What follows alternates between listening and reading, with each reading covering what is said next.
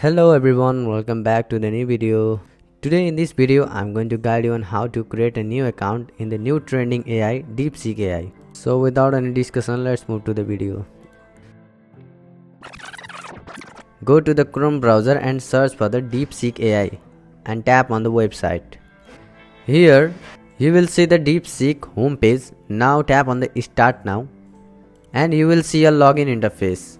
Then tap on the sign up option that is right below the login option.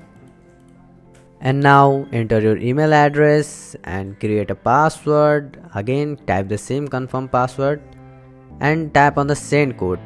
A code will be sent to your Gmail. Go to your Gmail and type the same code here. And after it all, here agree all the terms of use and privacy policy and tap on sign up. There is also another way to sign up.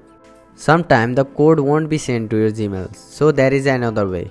Go back and here you will see the login with Google option. Tap on it.